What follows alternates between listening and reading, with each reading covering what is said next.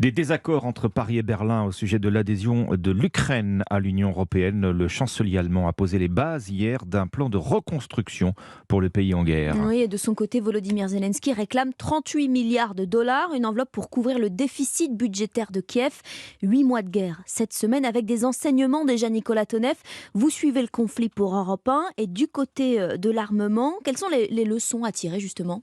Eh bien, que cette guerre du futur testée grandeur nature sur le terrain confirme l'importance grandissante des missiles, des drones et de la précision. Les missiles, donc, anti-chars ou anti-aériens, ils détruisent des blindés bien plus coûteux que par milliers. Ils ont quasiment fermé l'espace aérien ukrainien à l'aviation russe. La consommation, entre guillemets, de missiles dans cette guerre est ahurissante, à tel point que le ravitaillement en engins peut être un problème alors qu'ils sont devenus indispensables. Les drones armés ou non d'observation ou de combat de petite ou de grande taille confirment aussi qu'ils sont amenés à changer les futures tactiques de terrain. Ils peuvent détruire n'importe quel objectif à n'importe quel moment.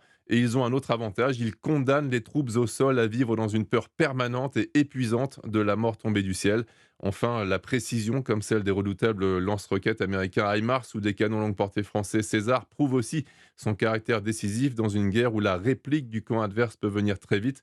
Détruire à coup sûr son objectif est primordial. Cela permet de quitter plus vite sa position et d'avoir une logistique allégée avec moins d'obus ou de roquettes à transporter pour assurer la destruction des objectifs. Nicolas Tonev, spécialiste de la Russie pour Europe 1,